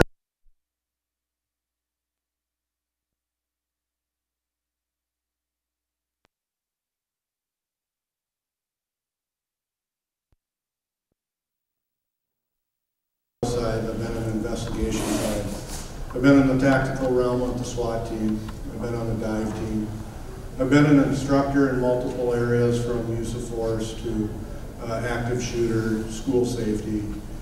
So I've had a lot of involvement within our sheriff's department, and I've been very fortunate to receive some of the best training, from leadership training to the required use of force, de-escalation, dealing in a mental health crisis. So along those lines, I've had the opportunity to supervise many different departments within the sheriff's office. And I think that's really important as we take this next step to replacing the leadership in our sheriff's office. I've worked under Sheriff Schluter he's been sheriff since '03, and as he retires, it's time to keep that ball rolling and move forward and be aggressive and progressive. A little bit about myself. I'm from the Vining area, recently moved there. Lived for 20 years in the city of Underwood, raised a family, and like I said, just last year we moved out to the Vining area.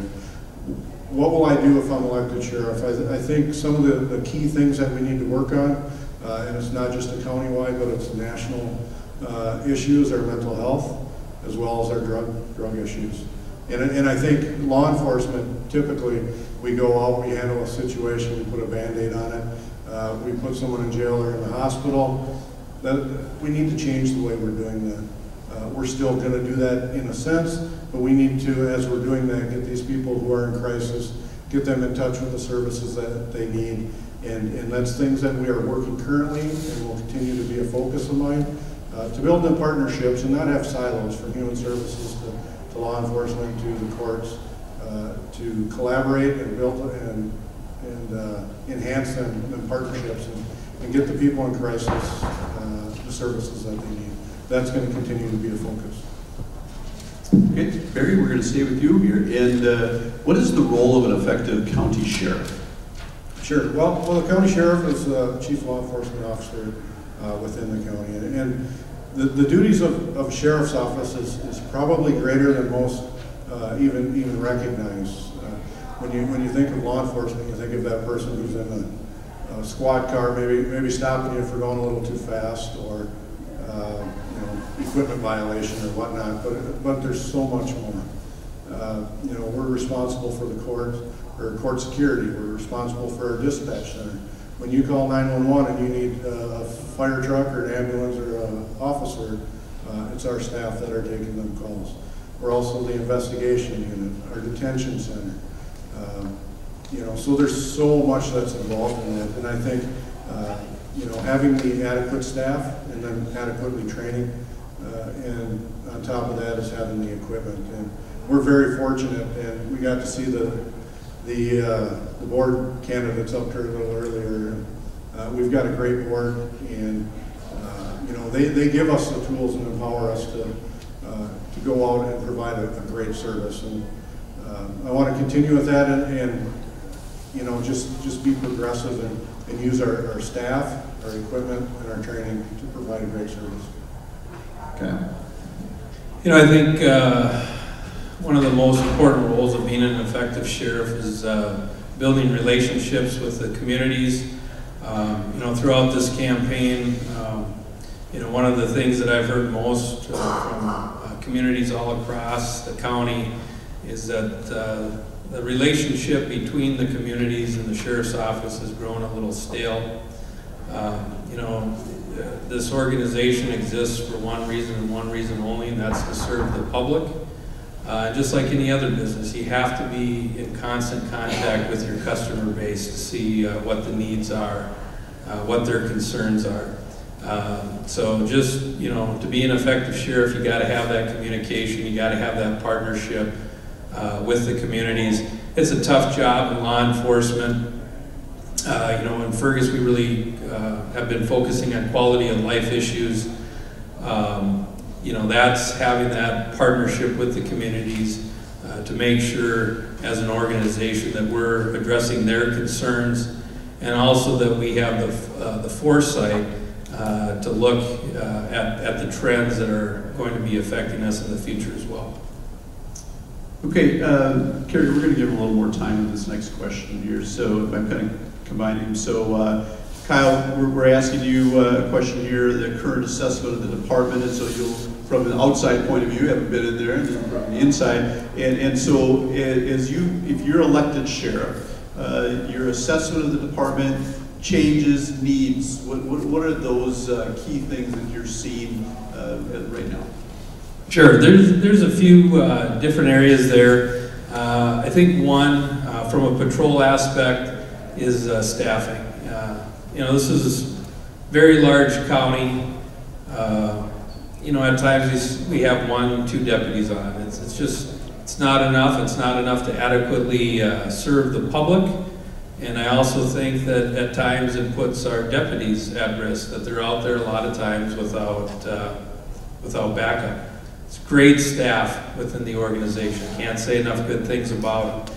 And these changes that I'm talking about, they're minor changes. We're making sure that we're kind of evening out the schedule and making sure that we got adequate staffing every day of the week. The jail's been one that I've talked about a lot. Unbelievable demands being put on our jail staff with mental health and the chemical dependency issues. Get a little tired of hearing from social service organizations that we continue to arrest the mentally ill. We tried to warn them years ago that when you close the regional treatment center, when you close detox, these people are going to end up in jail. As sheriff, I know Wayne had talked a little bit about you got to wait sometimes in county government. I don't agree with that. If we have people in our jails that have mental health issues, then we need to hire mental health professionals to deal with that. And we're, like I said, we're just putting an undue burden on our jail staff. They're doing things that they were never trained to do, never meant to do. And if the state isn't going to open up regional treatment centers again, I truly do believe that's our responsibility that we take care of that problem. And then the last thing is I would kind of put in a group of drugs, habitual offenders, and predatory offenders. I think it's important that we have a task force of people that's not just out there looking at drugs, but one of the things that we've done in Fergus Falls is we started looking at the way we policed, and that we're looking at habitual offenders. So, you know, there's about 6 to 10% of the population that really creates the lion's share of work for us. And why do we keep spinning our wheels, you know, on these people? Those are the people that we need to target. We need to hold them accountable. We need to work better with probation, that when they are in violation of their conditions, that we're putting them back in jail. I think the court system sometimes gives people way too many chances. And you know, as sheriff, I think that would be a priority, is that we just really start focusing on these habitual violent offenders. Okay, thank you. Barry? So an assessment of how things are going with the sheriff's office. You know, I couldn't be more proud of our staff and you know, where we're at today. You know, Kyle mentioned the staffing issue, and you know, we've got over 2,000 square miles that we're responsible for. And on any given day, you know, 2 deputies is more than enough, and on other days 50 aren't going to be enough. You know, we try to prioritize our times for calls for service and schedule accordingly, and I think that's a responsible thing to do with what we have. Would it be one of my goals to work with the county board and see how we can increase our staff and help that? Of course it would be. But with that said, right now, you know, our staff are out there, and you know, there's times that our guys and gals will be out at a call, and we'll need the assistance from a small town police department, whether it's Muir, Mills, Burham, Fergus, Battle Lake, Henning, name it, Pelican Rapids, but that works 2 ways, right? You know, Pelican Rapids, they get a critical incident, you're going to find a lot of Ottertail County cars here too. So I think the partnerships that we built with the other law enforcement agencies is critical, and I'm very proud of that, and I will continue to strengthen that. And there was a second part of that question, if you could. Oh, yes. What changes would you like to make, and what's some of the biggest needs? It could be anything from staffing, equipment, or things that you'd like to see as needs. Yeah, so needs, I think we're sitting pretty good. We've got great equipment, great training, and great staff. Needs are going to be what we touched on already, is options for people in crisis. Kyle's absolutely right. Our jail is dealing with the mental health and chemically dependent daily. Don't take that away from our staff. You know, that's just, we have no other place to put them. And you know, our staff is doing a fantastic job with that. Is it trying? Of course it is. And it's trying for our officers and everybody else who's involved in that. So I think one of the biggest things that needs to improve is you know, getting a procedure or you know, some options for services, and we're headed in the right direction.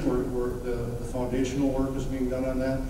There's some work to do, but we know that there's no state hospital. We know that detoxes are closing, and what can we do knowing that? It doesn't do any good to sit and talk about, you know, we don't have the resources, because we know that, and again, it's a nationwide issue, but what can we do with the resources we have to give these people in crisis the best chance? Because we're going to have to help them now or help them later, and the right thing to do is help them early and get them back on their feet. Okay, Barry, we're going to stay with you. What is your opinion on the Second Amendment? A question that we get quite a bit, as you can imagine. What is the Second Amendment? Maybe just make sure everybody knows. So the right to bear arms. You know, I don't know that Kyle or I have any different feelings about this. We're very strong supporters. I'll speak for myself. I'm a strong supporter of the Second Amendment. And I believe people have the right to, you know, to have arms and to be able to protect themselves. And you know, it's the laws are in place, and the people who are obeying the laws are generally the victims if you start taking their rights away. So, very strong supporter. Minnesota's a shall issue state, so unless you're prohibited, you're going to be issued a permit. And I would argue any legislation to change that. You know, again, I think you need to have the right to protect yourself, and you know, my family. If I'm not around, my wife needs to be able to protect my family, and you know, I feel very strong about that. Okay. Yeah, I would agree. I've said for quite a while that taking guns away from law-abiding citizens doesn't make anybody safer. It just, sometimes it's ridiculous, some of the arguments, and just the fact that it's in our Constitution. I mean, it's like arguing that for some reason we shouldn't obey the First Amendment.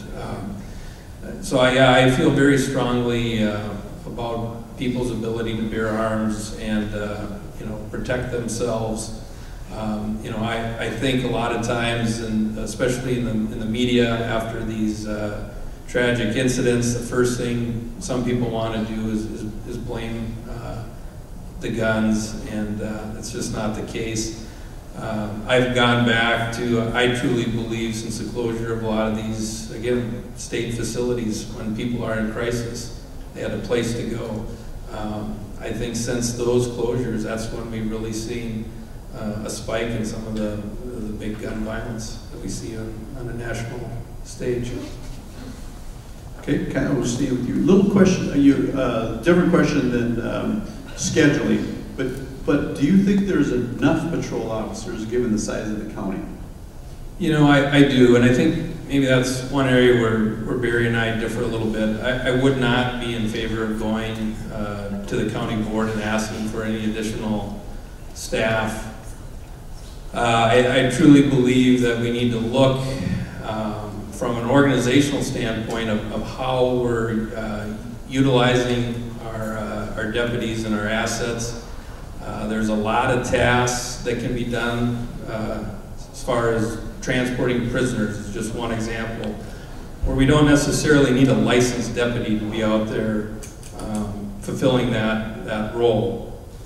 So I wouldn't be in favor of, like I said, going to the board asking for more money. I think it's just not a good practice to keep asking for more and more money to try to fix problems. I think, you know, as a leader, you got to look at the organization. Sometimes you got to make tough decisions that aren't going to be popular, but I think with the staff that we have, we can get adequate staffing out on the road. Okay, Barry? You know, again, I mentioned earlier, there's days that, you know, what we have out on the road is more than enough. There's other days where you could double that and it's not enough. You know, so I think it is important that we continue to evaluate when the calls are, where they are, and staff accordingly. You know, we've got 38 licensed officers, which may sound like a lot, but it's not. We've got investigations, we've got patrol, we've got civil process, we've got court security. You know, so these officers are responsible for a lot of different things, to include patrol, which, again, 2,200 square miles. You know, and we try to place them in the county, you know, to have the best chance of a quick response. Now, if we've got a critical incident that's going to require multiple officers, it may take a little longer to get to that call. But I think it's important that we continue, and I'm proud of you know, how we've allotted our staff, and you know, and I think with the size of the county and the changing of the calls, you know, it's certainly something to look at.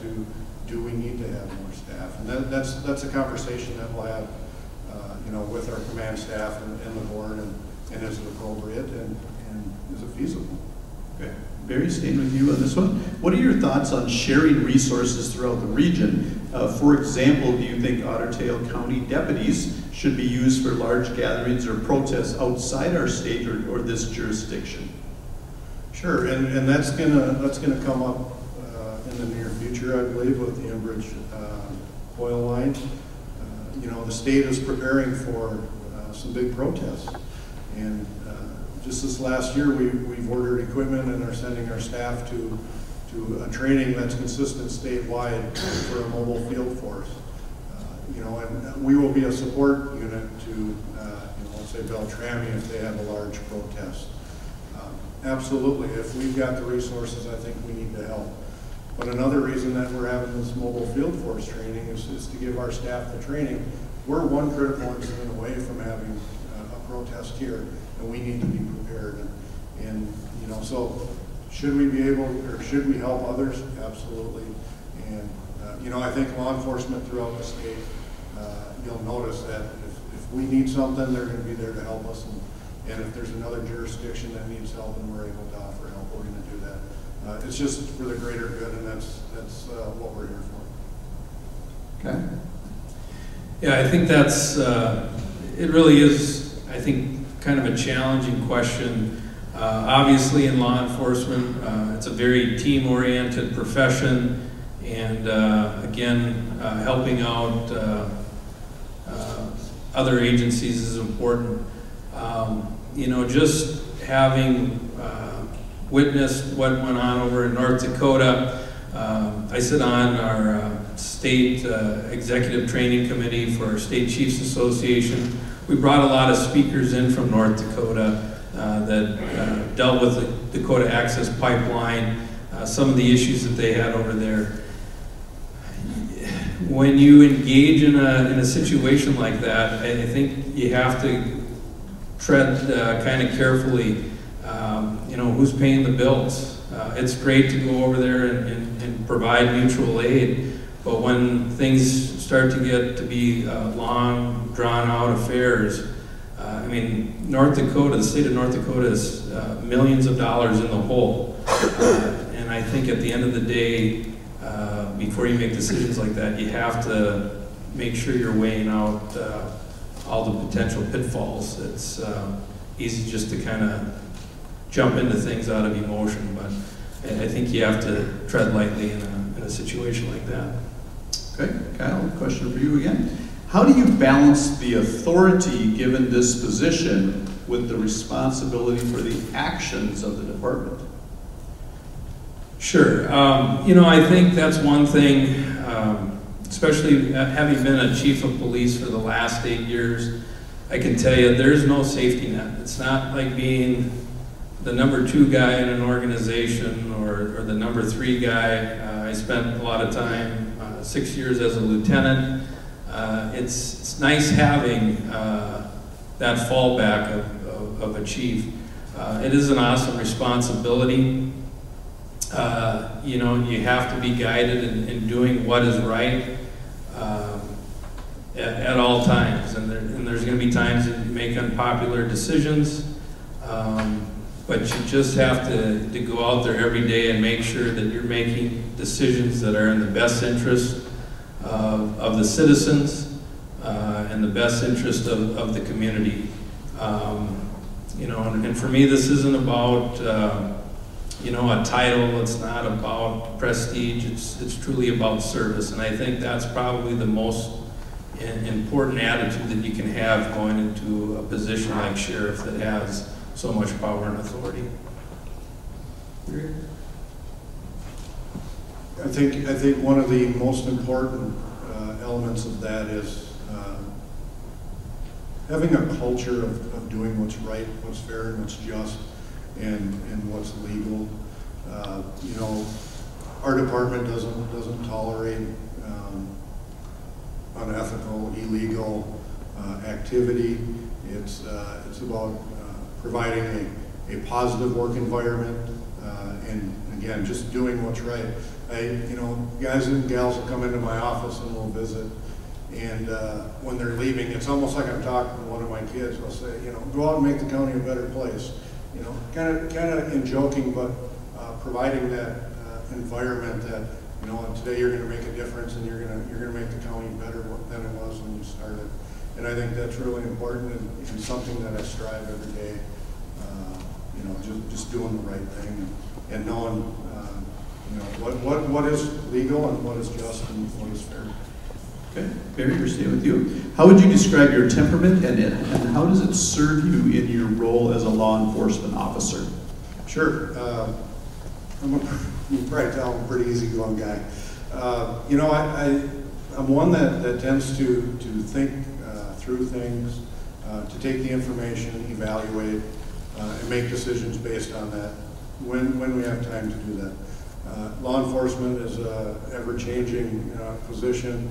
You know, one day you'll be sitting in the office and 10 minutes later you may be dealing with an armed person. So, you know, I think my temperament is one that's really beneficial because, you know, I'll listen to people, but yet I'm firm and fair. And, you know, I'm not one that claims to have all the answers. You know, I've been through a lot. I have a lot of experience and a lot of training and a lot of knowledge.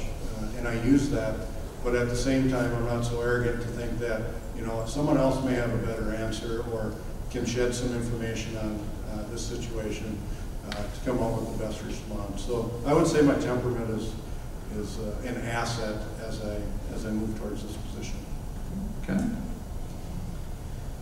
Yeah, I think, you know, in law enforcement, you're not going to survive if you can't keep your emotions in check.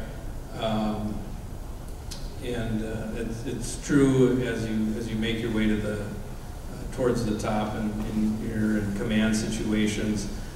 Just being even keeled, you know, you can't be rattled. You know, I am very much a lead by example type of guy. Our agency has turned over in the last few years. We have a lot of young officers. As a leader of the organization, you know, they're looking to you to provide that reassurance, that calm, to have a peace of mind that they're doing the right thing, and be able to go out and get the job done, especially in critical situations. So, you know, I think I have the right temperament. You know, again, my whole career has been about service. It's not really self-serving. And, you know, that's how I'd carry forward as the sheriff. Okay, thank you. We are at the end of the questions, so the closing statements sort of wrapping up. Main question is, why should we vote for you as county sheriff? And feel free to add in sort of your hopes, dreams for the department and serving Otter Tail County. So Kyle, we'll start with you. Sure. You know, I think for me the biggest thing is I want to make the organization better. I think Brian Schluter has done an excellent job in 16 years as sheriff. I think things are changing. You know, one of my big points has been about change. A lot of that has to do with the way our society is changing, and somebody you know, has to be willing to go out there and tackle a lot of these problems.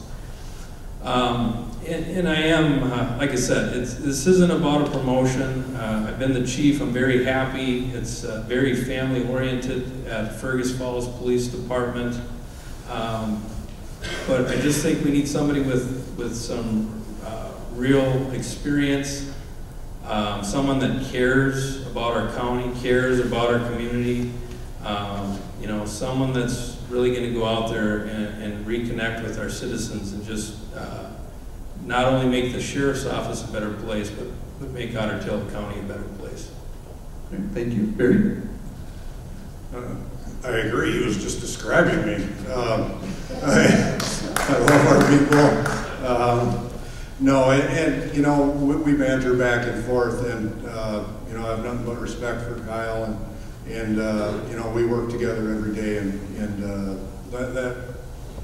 I can't say enough about that. But you know, for me, it's you know, I've served the people of Otter Tail County for 18 years, and you know, it's you know, from dealing with maybe a person who was involved in a crash, who lost a loved one, to finding someone who's been lost in the woods.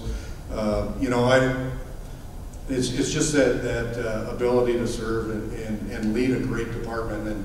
And I've been involved in so many different aspects of the sheriff's office, you know, from the investigations, the patrol side to supervising our dispatch center and our detention center. And I'm just so proud of it, and I want to continue to move the department forward as times change, we change, and equipment changes, and so many different things. And I think I'm the right person. Again, I've got the training, the experience, and the knowledge working within the sheriff's office, which I think will carry through as if I'm elected sheriff. All right, thank you. That's the end of our forum, so round of applause for our sheriff.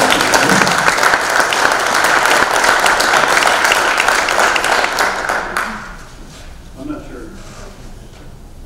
I really would like everybody to give a round of applause to Ben and Carrie Hargrud, Lou, and Jerry, and the school for being able to allow us to have this forum.